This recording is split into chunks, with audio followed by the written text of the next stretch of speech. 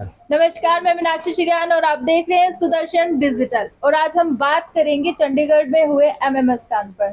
और हमारे साथ मौजूद है सुदर्शन न्यूज के resident editor Mukesh Kumar ji. Sir, नमस्कार। आप क्या समझते हैं कि ये एमएमएस कांड हुआ, हम्म। ये जिस लेवल पे हुआ है, 60 से भी ज्यादा लड़कियां इसकी चपेट में आ गई हैं हम्म। और 3 लोग गिरफ्तार भी हुए हैं। क्या ये मामला इतना ही था और ये यहीं खत्म हो गया? नहीं, देखिए, हमें तो ये मामला केवल ये नहीं है मीनाक्षी जो आपको दिख रहा है। जी। ये केवल एक लड़की, एक उसका बॉयफ्रेंड और उसके बाद कुछ वीडियोस और उसको लेकर के पॉर्न वेबसाइट पे डालना और पॉर्न वेबसाइट पे डालने के बाद इसका पता चल जाना, पता चल जाने के बाद पुलिस की कार्रवाई होना, कार्रवाई के बाद तीनों की गिरफ्तारी होना, कॉलेज को 7 दिनों के लिए बंद कर देना और उसके बाद ये कहना कि नहीं, सारे वीडियो हमने डिलीट कर दिया, अब कुछ भी नहीं है, सब नॉर्मल हो गया।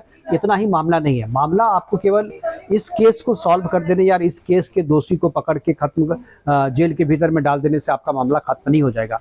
अब जिस तरीके के मामले, जहाँ तक मेरी जानकारी है, जैसा कि कल भी मैंने अपने कुलीग लावनी से जब मेरी बात हो रही थी तो मैंने उसको बताया था ये बात कि ये मामला केवल ये नहीं है कि चंडीगढ़ यूनिवर्सिटी में ऐसा हुआ है, और कितने देश के यूनिवर्सिटीज हैं जहाँ पर ये चीज़ें हो रही हैं। और ये चीज़ें करवा कौन रहा है? ये करवा रहा है पॉर्न इंडस्ट्री के जो गुर्गे यहाँ पर बैठे हुए, पॉर्न इंडस्ट्री के जो रैकेटियर यहाँ पर काम कर रहे हैं।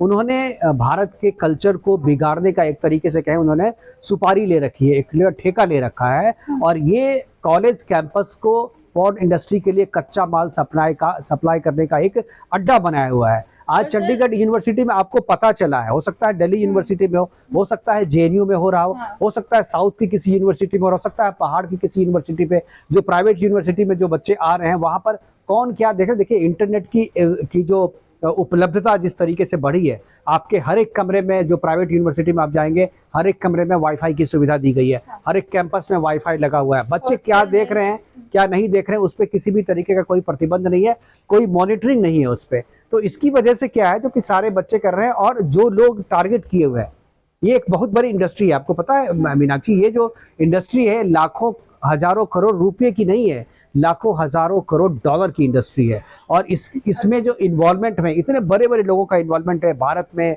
विदेशों में, यूरोपियन कंट्री में, ब्राजील में, तो ये सबसे ज्यादा बहुत बड़ा व्यापार है इसका। भारत में भी बहुत बड़ी संख्या में लोग जो हैं इसको, पॉर्न वेबसाइट को देखते हैं और इससे लाखों करोड़ों की, ना केवल वो खर्चा कर रहे हैं अपनी आमदनी का एक एक पार्ट जो है, वो इस वेबसाइट, इस तरीके के वेबसाइट को वो दे रहे हैं अपनी गाढ़ी कमाई का। और इंडस्ट्री जो है यहाँ पर भारत से बहुत मोटी कमाई कर रहा है। यहाँ पे छोटे छोटे वेबसाइट जो है वो करोड़ों रुपए कमा रहे हैं यहाँ पे। और सर, जब ये मामला सामने आया था तो इसको दबाया भी गया और जो जिस लड़की को पकड़ा गया था, सारा मामला उस लड़की पर डाला गया, आरोप उस पर डाला गया कि वो अपनी खुद की वीडियो ऐसे बना के अपने बॉयफ्रेंड को भेज रही थी। तो इससे आपको क्या लगता है कि कोई बड़ा कनेक्शन हो सकता है? बिल्कुल। देखिए, दबाने से फायदा किसको होगा या दबाने की कोशिश कौन करेगा? एक जो लड़की जो इसमें है इन्वॉल्व, जिस पे कर रहा, अगर दबाने की कोशिश करे तो हो सकता है उस लड़की के जो पेरेंट्स है, उस लड़की को बदनामी से बचाने के लिए वो अगर उनके पास इतनी क्षमता है तो वो दबाने की कोशिश करेंगे कि मेरे बच्चे का नाम नहीं आए। लेकिन उस बच्ची को फंसा करके सब लोग बच रहे हैं और पूरे मामले को जो 60 वीडियोज हैं और भी कौन कौन, अगर जांच होगी तो क्या पता चलेगा? जांच होगी तो केवल ये पता नहीं चलेगा कि किन किन के वीडियोज हैं। वीडियोज किन किन के हैं वो तो बहुत छोटी सी बात है, क्योंकि वो तो कहा नहीं, उनको बनाने के पीछे कौन कौन है, उसको अपलोड करने के पीछे कौन कौन है, ये इसको व्यापार बनाने के पीछे में कौन कौन है। इसमें पॉलिटिकल लोग भी हैं इस इंडस्ट्री में इसमें बनाने वाले जो है, जो शिमला से जो लड़का गिरफ्तार हुआ, जो बॉयफ्रेंड अपने कर रहा है, उसके संबंध पॉलिटिकल पार्टी से हैं और उनके संबंध किसी विदेश, हालांकि उस लड़की के फोन, मोबाइल पे एक विदेश से भी फोन आता था, उस पे उसके भी ये मिले हैं, सबूत मिले हैं। तो वो कहीं पोर्न इंडस्ट्री के तो कोई जो हैंडलर है, वो हैंडलर तो नहीं। यार, हर एक कॉलेज में, जहाँ तक मेरी जानकारी है, अगर इसमें जांच अच्छे से हो जाए तो सारी चीज़ें सामने आ जाएगी कि हर एक कॉलेज कैंपस में एक ना एक पोर्न इंडस्ट्री का जो है एक हैंडलर है, चाहे वो स्टूडेंट के रूप में है, चाहे वो वार्डन के रूप में है, चाहे वो प्रोफेसर के रूप में है, चाहे वो किसी स्टाफ के रूप में है, और उसको वहाँ पर प्लांट किया गया है और वो इन सारी चीज़ों को कर रहा है। और ये बहुत ही गंभीर मसला है। इसको जितने लाइटली, जितने आसानी से लोग ले रहे हैं ना, उतने नहीं लेना चाहिए। बहुत ही गंभीर मसला है। आखिर हमारे स्कूल और, जिम्मेदार किसको मानते हैं कि जिम्मेदार? देखिए, जिम्मेदार तो मैं तो कहूँगा जिसने हमारे कल्चर को, हमारे माँ शारदे, माँ सरस्वती के मंदिर को, शिक्षा के मंदिर को, जहाँ पर आप सनी लियोनी की पूजा करवाने की जो शुरुआत करी है, हमारे कल्चर का जो एक तरीके से कहे, जो पॉल्यूशन ये जो कल्चरल पॉल्यूशन है, इसके लिए केवल एक दिन में केवल एक आदमी को जिम्मेदार नहीं ठहराया जा सकता। ये धीरे धीरे स्टेप बाय जो इसके लिए कहीं ना कहीं आप भी जिम्मेदार हैं, कहीं ना कहीं हम भी जिम्मेदार हैं, हमारे पेरेंट्स भी जिम्मेदार हैं, हमारी सरकार भी जिम्मेदार है, और हमारी जो एजुकेशन पॉलिसी है वो भी जिम्मेदार है। वो जिस तरीके का सिलेबस हमें पढ़ा रहे हैं, जिस तरीके से कॉलेज कैंपस का माहौल बनाने के लिए लोग कह रहे हैं कि नहीं ये बाजारवाद है, अगर पैसे कमाने हैं आपको तो ये चीज़ें आपको करनी होंगी, तो ये जो आपको करनी होंगी वाली जो कल्चर है ना, ये उसके लिए मेन जिम्मेदार मैं मानता हूँ। और कॉलेज में जिस तरीके से कल्चर को बढ़ावा दिया जा रहा है, बॉलीवुड कल्चर को एकदम एक तरह से फॉलो नहीं, उसको आइडियल माना जा रहा है कि आप देखिए स्टूडेंट ऑफ द ईयर जो एक फिल्म आई थी करण जौहर की, स्टूडेंट ऑफ द ईयर में जिस तरीके का कॉलेज, जिस तरीके के स्टूडेंट्स और जिस तरीके का कल्चर दिखाया गया है, क्या रियल कॉलेज में वैसा कभी हो सकता है? लेकिन क्या है, जो बच्चे चंडीगढ़ यूनिवर्सिटी में पढ़ रहे हैं या पटना यूनिवर्सिटी में पढ़ रहे हैं और BHU में पढ़ रहे हैं, उनको लगता है अरे यार हम तो कितने घटिया कॉलेज में पढ़ रहे हैं यार, कॉलेज तो वो है जो करण जौहर दिखाता है।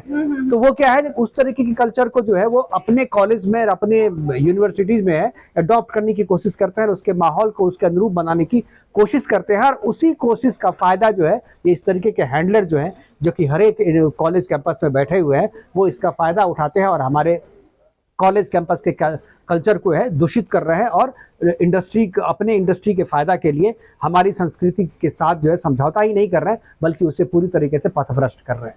तो सर आपके नजरिए में इसका सॉल्यूशन क्या होगा? तो क्या लगता है सॉल्यूशन वही है कि फिर से हमें अपनी पुरानी संस्कृति की तरफ लौटना होगा, माँ शारदे की स्थापना फिर से करनी होगी। जब याद कीजिए, जब हमारे बच्चों का आदर्श, हम लोग जब कॉलेज में पढ़ते थे तो हमारे कॉलेज के हॉस्टल के कैंपस में विवेकानंद की तस्वीर हुआ करती थी, उसमें हम लोग माँ सरस्वती की तस्वीर लगाते थे, विवेकानंद की तस्वीर लगाते थे, और महापुरुषों की तस्वीर लगाते थे, भगत सिंह की तस्वीरें, चंद्रशेखर आजाद की तस्वीरें थी। लेकिन अब क्या है, अब तो सनी लियोनी की तस्वीर लोग लगाते हैं। तो उस कल्चर को जब तक नहीं बदला जाएगा तब तक इसका सॉल्यूशन नहीं होगा। हालांकि अब नई जो एजुकेशन पॉलिसी आई है मीनाक्षी, जो हमने पिछली बार आपसे डिस्कस किया था, तो वो जो पॉलिसी है वो उसको जब लागू किया जाएगा, और उसके लागू किए हुए अगर 2-4 सेशन जब निकल जाएगा तो मुझे लगता है कि उसमें इसका सॉल्यूशन है। उसमें जो सिलेबस चेंज किया गया, उसमें जो टीचर और पेरेंट्स के बीच में, स्टूडेंट्स और पेरेंट्स के बीच में, स्टूडेंट्स और टीचर के बीच में संबंधों को भी जो है उसमें ख्याल रखा गया है। तो ये चीज़ें जो दूरी बढ़ गई है, बच्चों की दूरी अपने पेरेंट्स से बढ़ गई है, क्योंकि पेरेंट्स जो है वो पैसे कमाने में लगे हुए हैं, दोनों कामकाजी हैं, दोनों आदमी ऑफिस जा रहे हैं, बच्चों के लिए समय नहीं है। टीचर जो है वो सिलेबस ऐसा किया गया है कि आप जो टीचर को स्टूडेंट्स के साथ जो है फ्रेंडली बिहेवियर करना है। फ्रेंडली बिहेवियर करने का मतलब है कि उसने धीरे धीरे करके उन सारी सीमाओं को लांघ दिया, जो गुरु शिष्य परंपरा की जो सीमाएं थी, उन सारी सीमाओं को उन्होंने लांघ दिया, और जिसकी वजह से ये प्रदूषण जो संबंध जो दूषित हो रहा है, उसको ये लोग कह रहे हैं it is a new normal.